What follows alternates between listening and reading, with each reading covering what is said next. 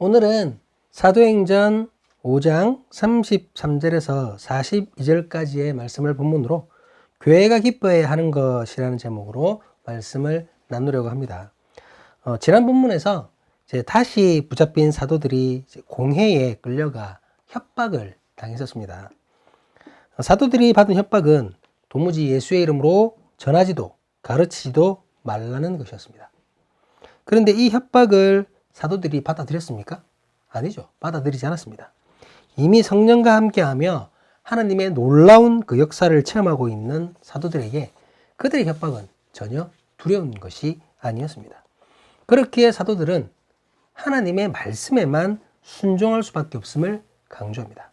되레 공회가 그러한 복음 전파를 방해하면서 하나님의 뜻을 거스르고 있음을 간접적으로 이렇게 지적을 했었죠. 오늘 본문은 그 이후에서부터 시작됩니다. 사도들이 계속해서 자신들의 협박을 무시하고 거기다가 자신들이 하나님의 뜻을 알지 못하고 방해하고 있는 것이라는 식의 표현을 하니까 이 공회가 어떻게 됐을까요? 분노하게 되죠. 분노합니다. 그래서 사도들을 죽이려고 합니다. 본문 33절입니다. 그들이 듣고 크게 노하여 사도들을 없이하고자 할세. 본문에 없이하고자라는 말은 헬라어로 아나이레오라는 말을 사용합니다. 그래서 없애버리다, 사형에 처하다, 죽이다 라는 뜻을 가지고 있습니다. 자신들의 말을 듣지 않는 이 사도들을 죽이려는 것이죠.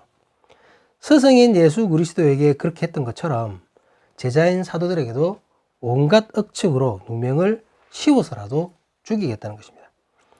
이 부분에서 지금 공회가 관심을 가지고 있는 것이 무엇인지를 우리는 알 수 있게 됩니다. 이들은 직간접적으로 사도들에게 일어난 놀라운 이적을 체험했습니다. 사도들에 의해 병이 나았다는 사람들의 그 소식을 들었습니다. 붙잡아 가두어놓은 감옥에서 사도들이 감쪽같이 사라졌다는 그 보고를 받게 됐습니다. 거기다가 없어진 사도들이 도망가지도 않고 오히려 체포되었던 곳으로 다시 돌아가 있는 것도 보게 됩니다. 그곳에서 계속 예수의 이름으로 사람들을 가르치고 복음을 전했다는 것을 알게 됩니다. 이쯤 되면 사도들이 전하는 복음에 관심을 가져야 하는 것이 정상입니다. 그러니까 그 복음을 듣는다는 것이 아니라 사도들이 왜 그렇게까지 하는지를 궁금해해야 한다는 거죠. 공회의 이론들은 당시의 민족 지도자이면서 무엇보다도 종교 지도자입니다. 사도들이 전하는 복음이 하나님의 말씀이 맞는 것인지 그들이 증거하는 예수가 이스라엘이 그토록 기다렸던 메시아가 맞는지 검증해 봐야 합니다. 그런데 이들은 그런 것을 하지 않습니다. 단지 사도들을 협박했고 그 협박을 받아들이지 않은 그들을 죽이려고 합니다. 왜 이러는 걸까요? 이들은 안정을 바랬기 때문입니다. 어떤 안정을 말하는 것인가요? 이스라엘 안정인가요? 아니죠. 로마에 빌붙어서 누리고 있는 자신들의 기득권이 위협받지 않기를 바라고 있을 뿐입니다. 로마의 심경을 거스르지 않고 자신들이 누리는 평화, 그 왜곡된 안정을 계속해서 유지하고 싶을 뿐입니다.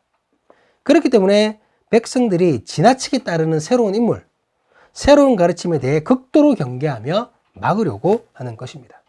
그래서 백성들 사이에서 새로운 바람을 일으키고 있는 예수의 제자들, 자신들의 말을 듣지 않는 그 사도들을 죽이려고 작정했던 것입니다.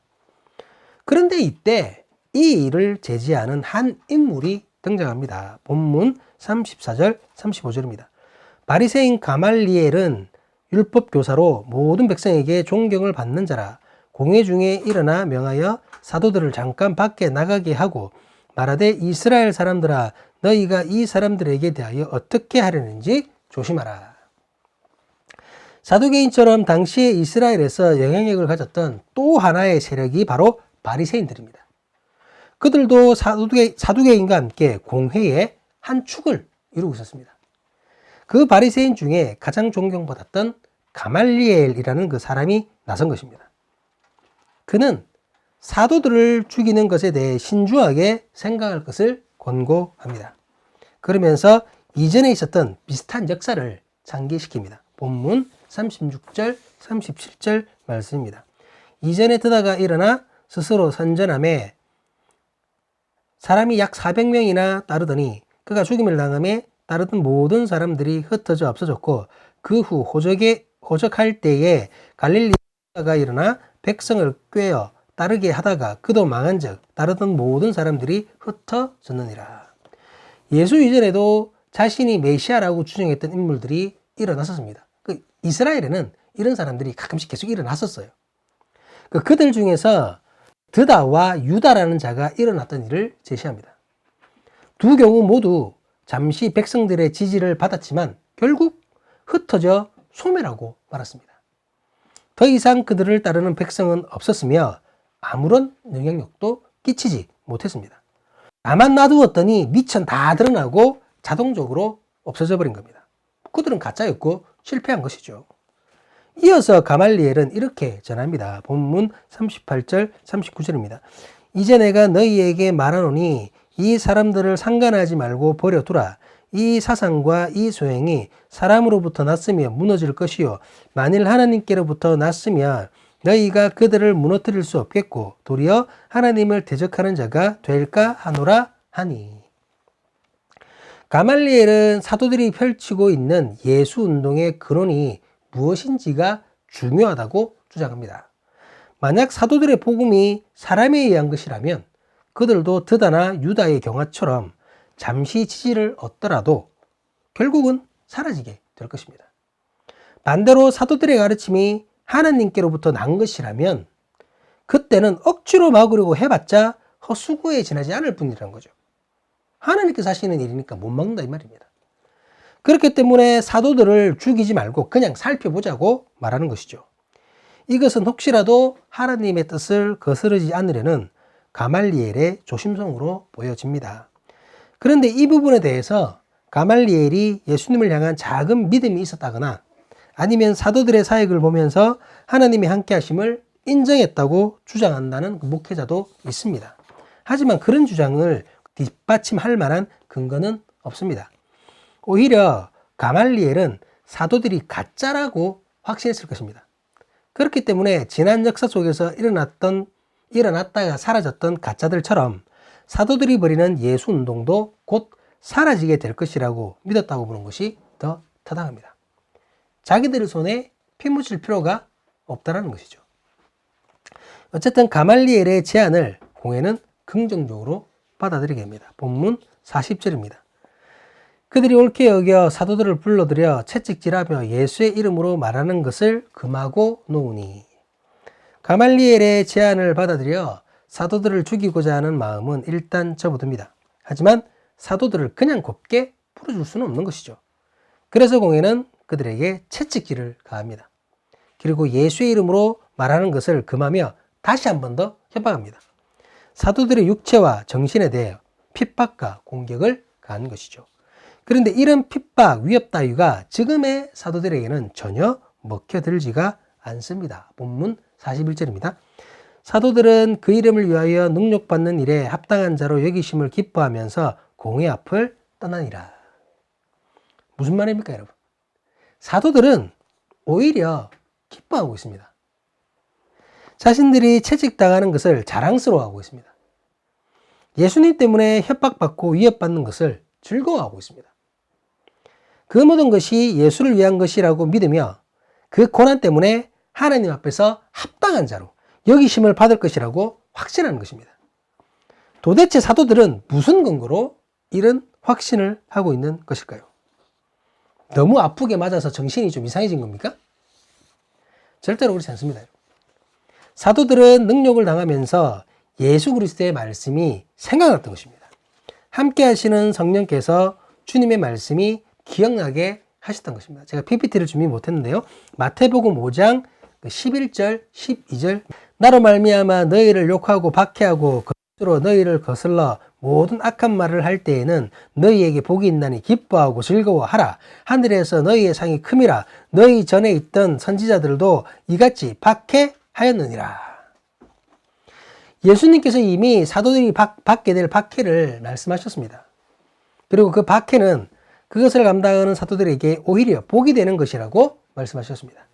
그러니까 당연히 기뻐하고 즐거워하라고 명령하시는 겁니다. 비록 제자들이 박해를 받을지라도 그것과는 비교할 수 없는 놀라운 상급이 하늘에서 주어질 것이라고 선언하셨습니다.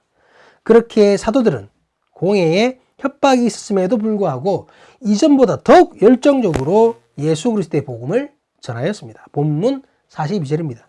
그들이 날마다 성전에 있든지 집에 있든지 예수는 그리스도라고 가르치기와 전도하기를 그치지 아니하니라. 사도들의 복음 전파는 언제라도 멈춰지지 않았습니다. 성전에 있든지 집에 있든지 그들이 어느 곳에서라도 무엇을 하든지 기회가 주어지는 모든 곳에서 예수의 그리스도 되심을 가르치고 전하였던 것입니다.